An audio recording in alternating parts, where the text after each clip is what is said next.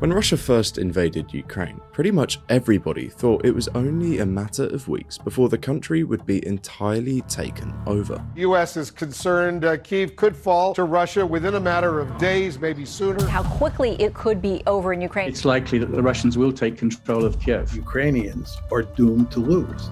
It took just 4 days for them to reach the outskirts of Kyiv, and they started bombing deeper and deeper into Ukrainian territory. Reports were even emerging that Russia was planning to send special forces into the capital and kill President Zelensky himself. By all mainstream wisdom, this should have been the end of Ukraine. But then, just a couple months later, something began to change. Ukrainian forces are claiming new successes tonight. Russian casualties, likes of which we have not seen in generations. Russian forces retreat from regions around Ukraine's capital. Ukraine started launching counteroffensives. Russia was now on the back foot. Ukrainian forces have made sweeping gains in the northeast of the country. Russia has ordered its troops to withdraw from the key Ukrainian city of Kherson. And then, for pretty much the last 4 years, we've been locked in this kind of stalemate. Russia pushes, then Ukraine pushes, then Russia pushes. In fact, if you look at the actual numbers, the amount of Russian territory in Ukraine pretty much hasn't moved since mid-2022. The typical explanation for this is usually pretty simple. Ukraine just got better at fighting. The US and Europe plugged the weapons gap, and crucially, the Russian military turned out to be a lot less effective than anyone had expected. But what about if I told you there was something completely different going on? What about if Russia doesn't want to win the war at all? From the outside, Russia looks like a country that's stuck. Drones are now reaching Moscow. It's feeding men into the meat grinder faster than it can replace them. You'd think they'd be desperate for this to be over. But no matter how desperate things get, Russia has a key reason it needs to keep the war going. In fact, in many ways, it doesn't even really want to win at all. If anything, it would be somewhat of a disaster. The much better option is just to keep this going in perpetuity, and understanding why gets to the heart of how Russia has managed to survive this long, and more importantly, what its plan is to actually go from here. This is why Russia doesn't actually want to win the war in Ukraine.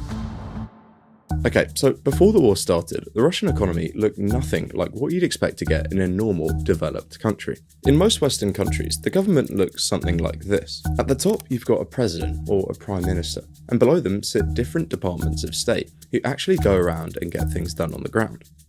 That structure is, at least in part, why Western democracies became some of the richest countries in the world. But in Russia, rather than having these different departments of state, you've effectively got a network of oligarchs, each of whom runs their own slice of the economy, like a personal empire. And these oligarchs make normal Western billionaires look like convenience store owners. This is Konstantin Malafeev. Technically speaking, he's just a regular investment tycoon, in charge of a firm called Marshall Capital. But unlike most other rich people, in 2014 he organised and funded a group of armed fighters who crossed into Ukraine and seized the city of Sloviansk, a city of over 100,000 people. It took just a couple of days for his fighters to take over government buildings, set up checkpoints across the city, and become engaged with open gun battles with Ukrainian forces sent to retake it. These oligarchs are insanely powerful, and they, along with Putin, decide basically everything that happens in Russia. And if you want to understand why, despite what you might hear in the media, Russia is desperate to continue fighting, even if that means failing to win the war, we first need to look at where that power actually comes from. Back in the 1990s, Russia was building its economy from a system where the state owned everything to a capitalist one which was more controlled by markets. Around 15,000 major Russian factories and enterprises were up for grabs, responsible for 2/3 of the country's entire industrial output and employing 60% of its industrial workforce. This of course raised a basic question. Who should actually take over these government-run industries? Starting in 1992, the government handed out privatization vouchers to the entire population, with the idea being that everyone would get a small stake in the country's future. However, most people, desperate for cash amid an economic crisis, simply sold their shares off, often well below what they were actually worth, to a group of well-connected bankers. That ended up creating what would go on to be known as the oligarch class. a group that today controls over a third of Russian wealth. Now, as it turns out, handing out entire national industries to what was effectively a well-connected friendship group doesn't lead to the most efficient companies being created. Rather than building up new domestic industries, investing in equipment or factories, the oligarchs had the unhelpful tendency to spend massive sums of money on things like European football clubs or mega yachts. The result of all of this was that the country had one of the worst economic growth records of all the post-Soviet regions, growing at less than half the rate of Poland. The one exception to all of this, however, was oil.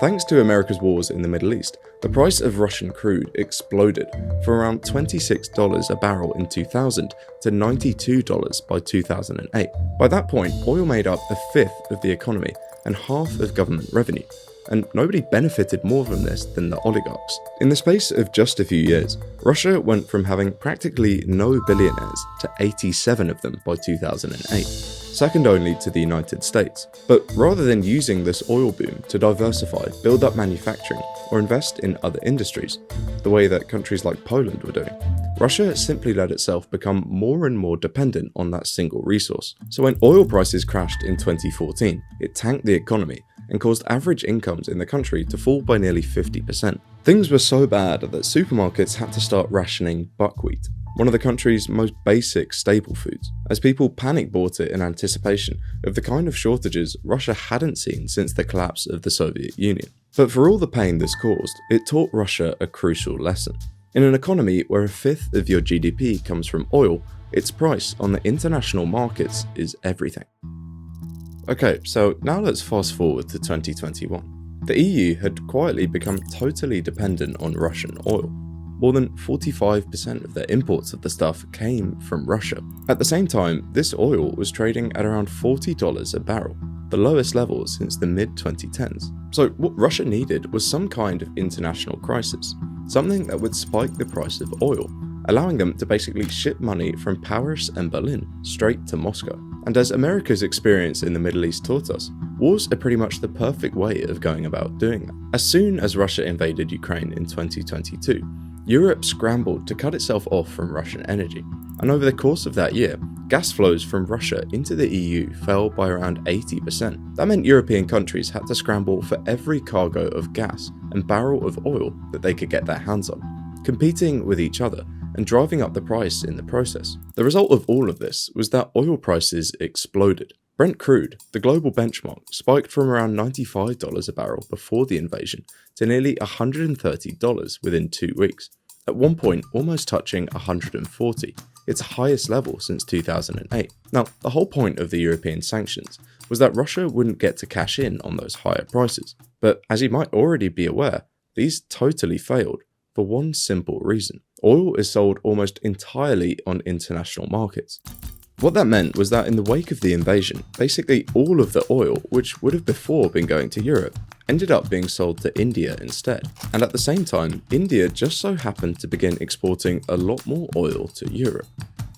It's now more than 4 years on from the start of the war, and despite all of the sanctions, Russia is estimated to be exporting 6% more volume of oil than they were before at the start.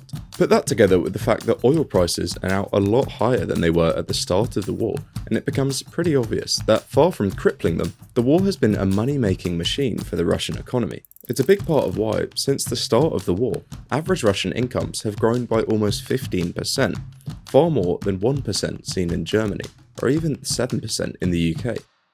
And it's not just that Russia's oil sector has boomed thanks to the war. When the war began, foreign companies tried to desperately sell their assets in an attempt to leave Russia, but the government simply blocked their sales, instead bringing these companies under direct state management. This handed the Kremlin an extraordinary opportunity. Overnight, it could take functioning, profitable businesses for essentially nothing and use them to generate revenue for the government and oligarchs. And it wasn't just foreign companies that the Kremlin used the war to take over. This is the Chelyabinsk electrometallurgical plant.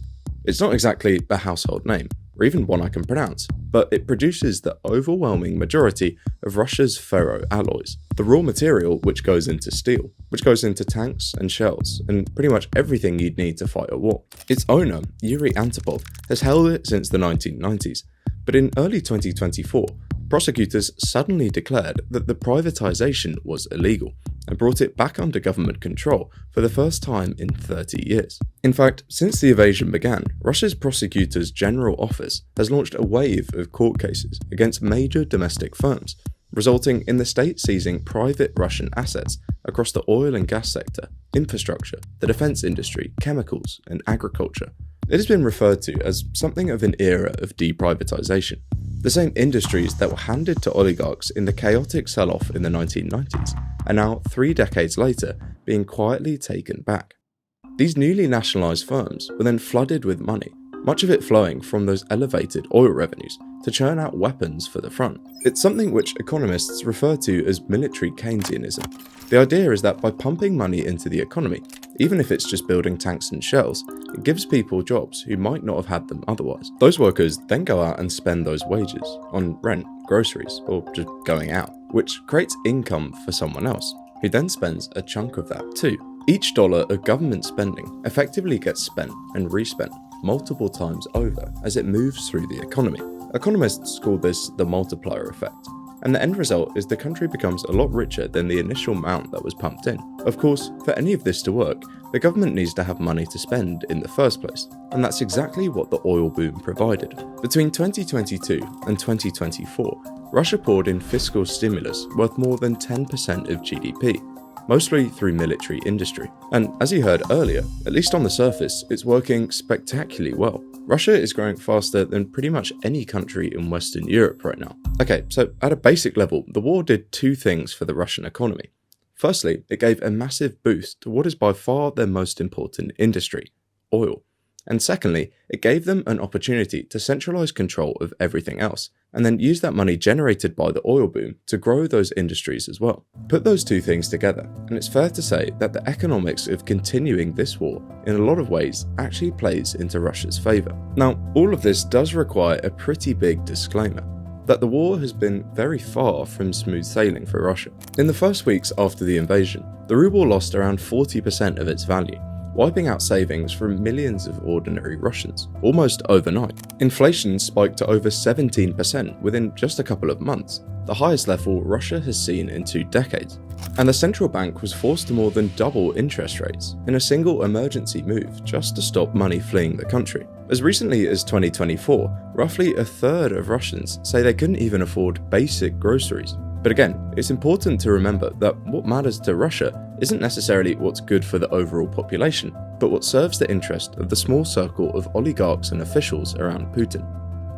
And that brings us to another extremely important reason why Putin has absolutely no interest in ending this war anytime soon. In September 2022, standing in the Kremlin, Putin announced to Russia the annexation of 4 Ukrainian regions. However, he didn't frame this as a territorial dispute with NATO, or even a war against Ukraine. Instead, he described it as a civilization under siege, the West as a dictatorship, trying to destroy Russia and enslave its people, and traditional faith and morality being replaced by what he called a reverse religion. He described the acceptance of gay marriage and changing gender norms in the West as pure Satanism, and asked the room whether Russia really wanted its children being taught there were genders beyond male and female, or even offered sex change operations. This kind of thing isn't a one-off. The head of the Russian Orthodox Church, Patriarch Kirill, one of Putin's closest allies, has repeatedly described the war as a spiritual defense against what he calls a Western gay rights agenda. The conflict has been framed as a defense of the nation's soul, Eastern values standing up to Western and Ukrainian liberals. And as bizarre as this might sound from the outside, it seems to be working insanely well. At the start of the invasion, support for Putin jumped from around 60% to over 80%, a level which has more or less been held, despite the fact that hundreds of thousands of men have been drafted into the war. There's actually a well-established theory in political science for why this happens, known as the rally around the flag effect. The basic idea is that when a population feels threatened by an external enemy, internal disagreements tend to fall away, and support for the country's leadership goes up, almost regardless of how badly things are actually going. It's been observed again and again throughout history, and in fact, Russia did something of a trial run of this just a few years earlier. In February 2024, Putin's approval rating was sitting at its lowest point in over a decade, battered by a stagnating economy and years of corruption scandals. Then, almost by chance, Russian soldiers seized key buildings across Crimea, and within weeks, the peninsula had been annexed. And almost overnight, Putin's approval rating jumped from the low 60s to well over 80%. The same effect appears to have kicked in again from 2022. By framing this war as a spiritual battle for the soul of the nation, it gives the population a common enemy to unite behind, making the chances of the population rising up against their leader basically zero. Of course, if Russia were to win the war, this common enemy is gone, and the effect would quickly fade, putting Putin and the entire oligarchy system at risk to the crippling reality of Russia's economy. Now, given how tight the Kremlin's grip on Russia's society has become, it might seem like this isn't really something they'd need to worry about. But in reality, the whole system is much more fragile than you might expect. In 2011, Russia held a series of parliamentary elections. Officially, Putin's party won just under 50%, enough to control the government. But curiously, the regions that happened to report the strongest support for Putin's party were also the ones where often 100% or sometimes even more of the population turned out to vote. Videos surfaced online showing ballot box stuffing at individual poll stations. And within days, tens of thousands of people were on the streets of Moscow, with protests spreading to nearly 100 cities across the country. It was, by most accounts, the largest and angriest the opposition movement had ever been. Now, at the time, the Kremlin managed to silence the protest through a mixture of deploying the military and arresting organisers. Putin held on to power, but the lesson from Bolotnaya was clear. Even inside a system this tightly controlled, if enough ordinary Russians ever end up angry at the same time, for the same reason, the Kremlin can quickly lose control. And that brings us to one of the biggest dangers which winning the war in Ukraine would present. What do you do with all of your soldiers? Now, Russia has actually been in a very similar situation before. When the Soviet Union withdrew from Afghanistan in 1989, roughly 1 million soldiers rotated back into a country that had basically nothing for them to do. Many of these veterans, known as the Afghansty, were moved into organised crime, using the exact same combat skills the state had trained them in to build the gangs and mafia networks that have come to dominate Russia throughout the 1990s. This was a massive problem that took the country decades to resolve. And the thing is, the situation in Ukraine could be even worse. At the peak of the Soviet Union's war in Afghanistan, it never had more than around 120,000 troops in the country at once. However, today, Russia has had as many as 640,000 soldiers fighting in Ukraine at any single time. And unlike in Afghanistan, Moscow has spent this war recruiting directly from prisons, funneling convicted criminals first into private military companies like Wagner and then into the regular army, creating something of a revolving door between the battlefield and organised crime. Of course, these people are paraded as military heroes, so you can't exactly put them back in prison once the war is over. On top of that, courts have been directly instructed by the Kremlin to be more lenient towards veterans in order to keep the pipeline of recruits flowing. So, paradoxically, keeping hundreds of thousands of armed, battle-hardened men occupied on a front line in Ukraine may be safer for the Kremlin than bringing them home to a country which doesn't have anything for them to do.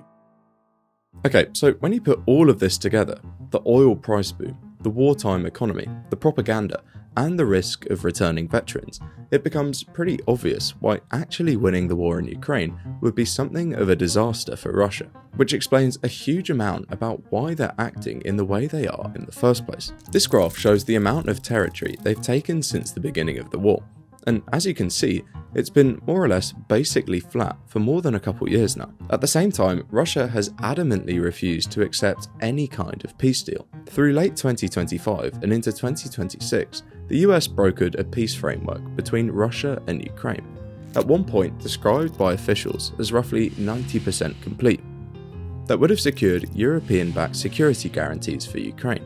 Trump personally pushed the deal, meeting both Zelensky and Putin, even sitting down with Putin face-to-face in Alaska in August of 2025. But at the last moment, Russia pulled out, refusing to even meet with Zelensky. So given that they've obviously got no intention to end this war, it raises another important question. What are they actually planning for in the long term? And the answer might have surprisingly little to do with Ukraine at all. Over the past few years, Russia has been steadily deepening its relationship with three countries that Western analysts have started referring to only half-jokingly as an axis of upheaval. China, Iran, and North Korea. All four of these countries share an obvious common interest in wanting a world that isn't shaped entirely by American rules, but wanting the same outcome and actually being able to rely on each other are two very different things. Before 2022, cooperation with these countries was in many ways surface level, coming in the form of friendly statements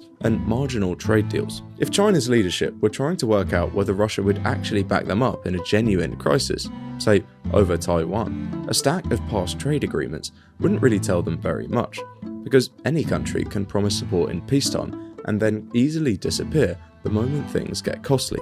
Without something that actually demonstrated real commitment, none of these countries had much reason to fully trust that the others would show up when it mattered most. The war in Ukraine changed that, because it forced each of these countries to do things which they wouldn't be able to reverse down the line. North Korea, for example, sent its own soldiers to fight and die on a European battlefield against a NATO-backed army, something that simply can't be undone once it's happened. Equally, China's own companies have found themselves sanctioned for supplying components that feed directly into Russia's war machine. The war effectively forced Russia's allies to burn bridges with the West, replacing those connections with something much harder to walk away from: a set of shared debts and obligations built on actions that none of them can take back. In effect, it's an attempt to force something of an alternative to the Western order, one built not on promises, but on commitments that are actually binding. And of course, the longer the war goes on, the longer that alternative order has time to form and solidify, which might be the real answer to why Russia doesn't actually want to win this war, and also doesn't seem to be in any rush to end it.